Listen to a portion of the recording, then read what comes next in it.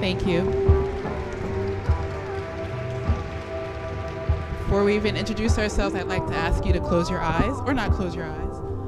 And Herman's going to turn the music up a little bit more. You're going to take a second to internalize the sound. Just really listen to it.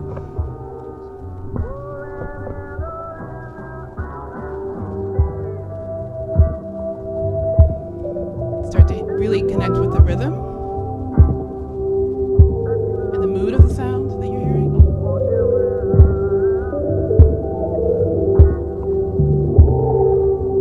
Start to think about your breath.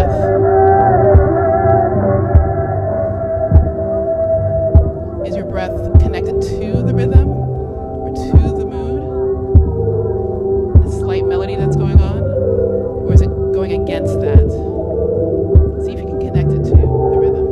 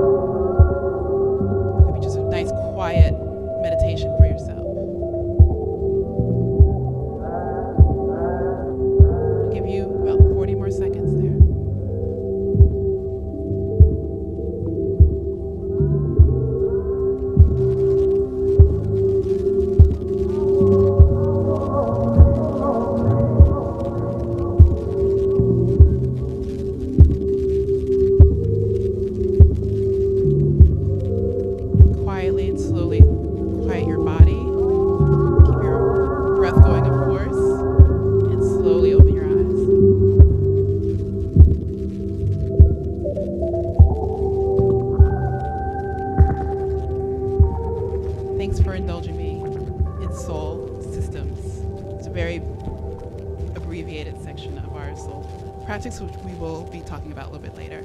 I am Staycee Pearl of Staycee Pearl Dance Project and Soy Sauce, and Herman's going to talk a little bit about himself. Hi, I'm Herman Pearl. Thank you for these wonderful acoustics.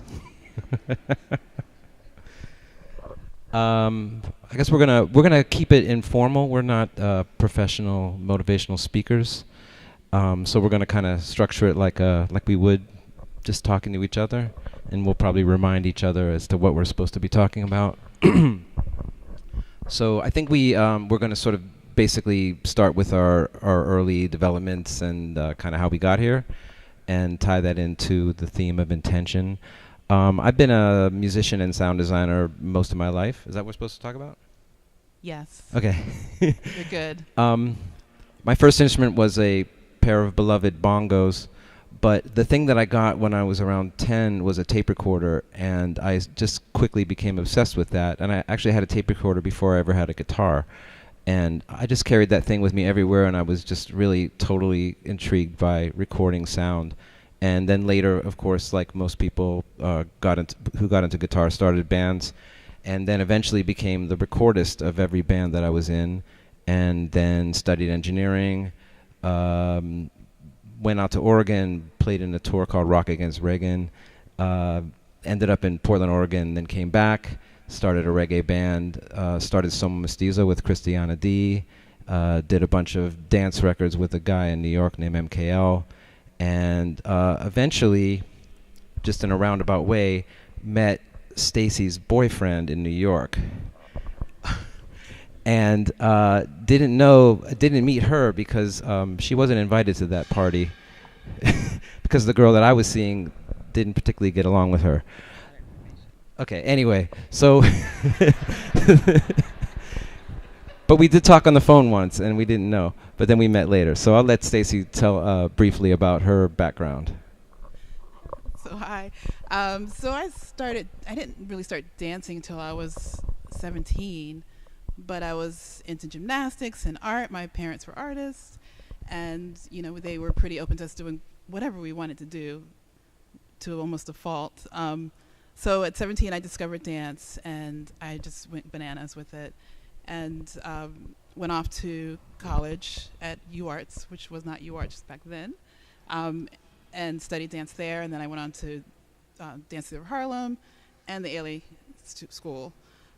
So I've had a lot of formal training in dance in a little bit of time, a lot less than most people. And then I ended up in Pittsburgh for a very personal reason, which I can share. I had a kidney transplant in 2001, and so I got here and had to be on dialysis for a friend of mine was here, and she invited me to come and check out what was happening with my own medical situation, because this is where they did the first transplant ever, was in Pittsburgh at the Starzl Center. So I did, and I'm here with the one transplant that I got back in 2001, and it's still working, thank goodness. So, and have had a great career with art and dance here in Pittsburgh, which I never expected to have. I never expected to be here when I was studying in New York. So, thanks, Pittsburgh. Who knew? And then how we met, that's not really that interesting. We skipped a section. No, I mean, it's cool. We got hooked up. A friend of ours connected us together. It was really nice. We were supposed to do a word association thing, so do you want to just talk about that quickly? Sure, yes. So okay. We were thinking about intention, and it's something that we actually think about all the time, how we can focus ourselves and so that our work is meaningful, and always meaningful in the right way for us, first and foremost. So what we wanted to do was just throw out the word intention to all of you, and just shout out what words come to mind when you think about intention for yourself, for your work, for your life. And go. Purpose. I hear purpose. What else? Love. Mm-hmm. One more time. Feeling. A little louder so I can hear. Feeling, yes. Give me two more. Purpose. Faith. Did I hear faith? Goal setting. Very good. Ooh. Do you have some more goal setting? We wrote down some words, but did you write them down? Okay, so my words that I came up with were, and this is sort of more the intention of sort of the effect that I want to have with the work. I wrote saturated, deep, sincere, lush, morphing, and fading. And you want to see yours? Or want me to read yours? Staycee wrote focused, raw, thoughtful, authentic, and strength. So the one that I feel most connected to right now is the authenticity, because we do this work, we've been doing it for a long time, and you can get kind of caught up in your own kind of mythology, and I always want to stay like close to the roots of why we do this. So our intention is to be authentic, and out of that came this project that we are working on. Can I talk about that now? Yeah. It's Soul, S-O-L, with a period at the end, all lowercase. Image is really important. And Soul is not just a dance performance that we're working on. It's actually a larger project where we're working to create different. Herman will tell you more about the sound aspect of it, but I'm also thinking about how to train and work with dancers who already have all this talent and connecting their authenticity and their intention to their outer performance. And I find soul music to be such a inspiration. Like, you turn it on and it's pretty instant. It's kind of a cheat almost, because it's so easy to connect to the emotion and the feeling of it. So why not use it to do that so that you can take your performance to the next level? So we have like a somatic practice, which is basically a way of talking about moving your body without saying exactly what to do. That's just one way to say it, but like, it's through improvisation and kind of what you saw me just do earlier and what I started to guide you through earlier, and a technical practice. So we still are interested in phrase works and lines and unison. I'm obsessed with unison. So in creating this training program, we want to connect those things. And so we're still working on that. We're just at the very beginning of all this. And out of this training practice that we're developing, we're creating these works. And we've shown 3 of them now. We call them all works in progress because we're not ready to put a cap on them yet. One was with Point Park University.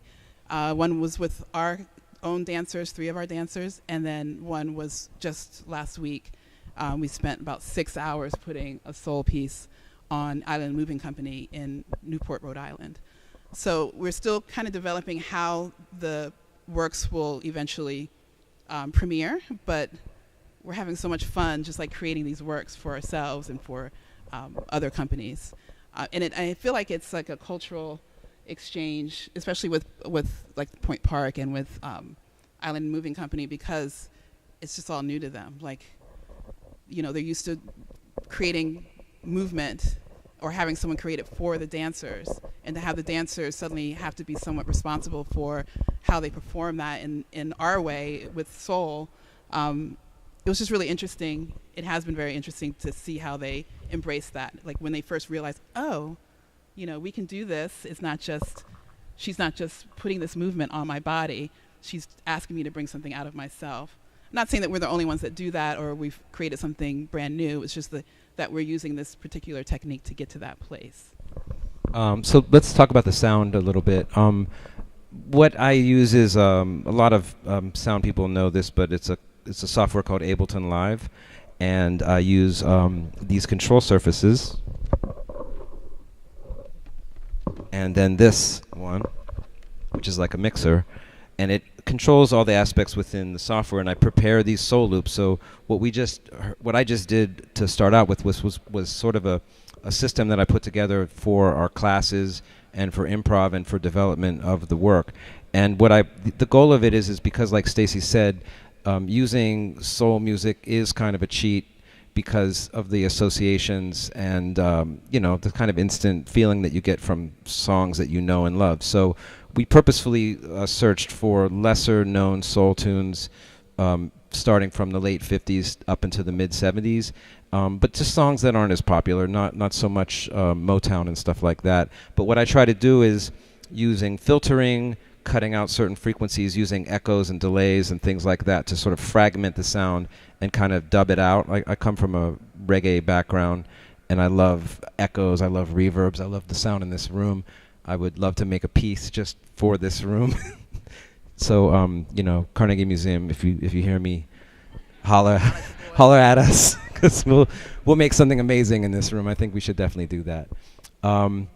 But yeah, so the idea is to create these looping things, these filtered things, because we want to sort of use one of the words that we were thinking of is the nostalgia of it, the melancholy of it. I mean, that loop that I was playing, it's from a Sly Stone record called Time, and it's just really eerie and trippy and slow, and I love it. And so that's the idea, is to be fluid, to be, I can bring this to rehearsals, I can bring this to the theater, I can edit our pieces, and that's what we were doing in Newport.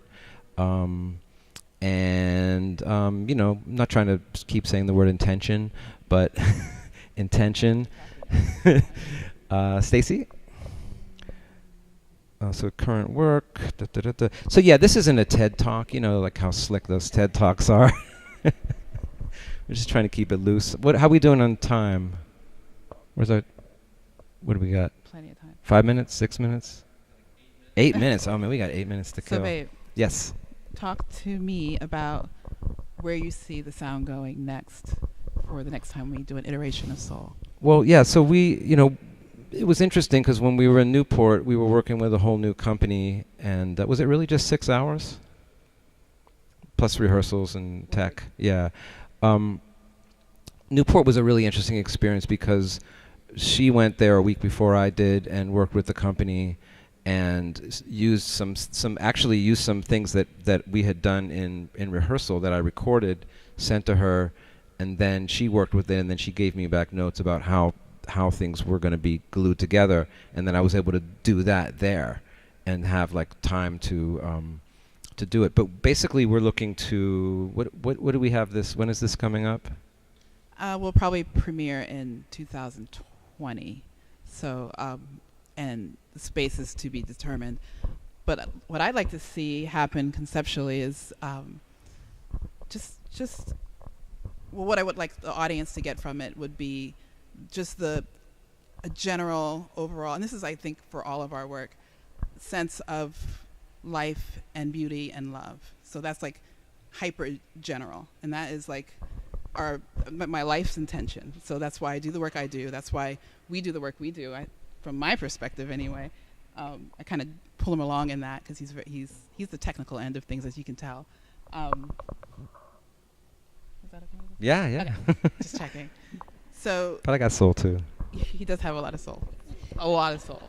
Look at that.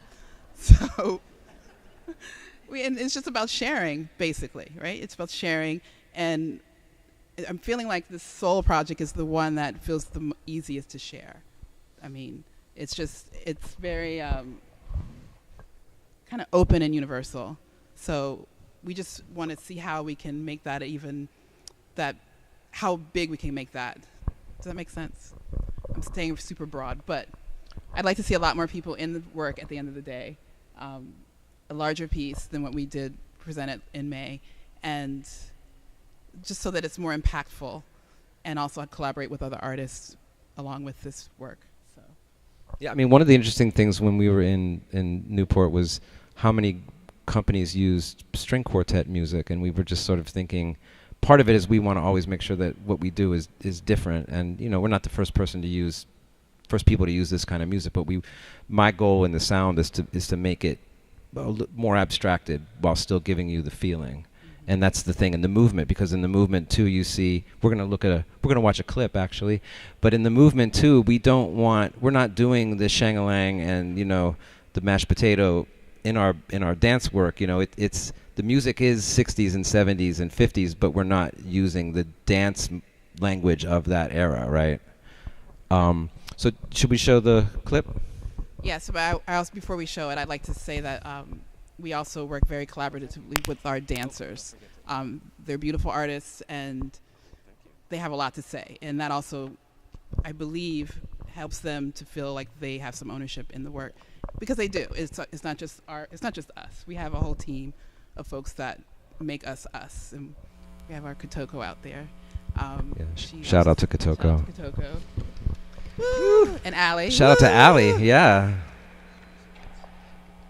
So yes, Oh, cool. that is the other thing. Like not just sharing our space and sharing our resources, but also sharing in the work itself.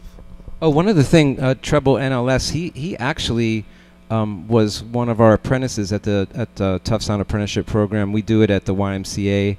So love him, and we're just like so impressed with all the cool stuff he's doing. And he's going to do another song after the Q&A. So we're going to watch a little bit of this clip, and then we're going to kind of turn it down, and I think we're going to take some questions. Okay.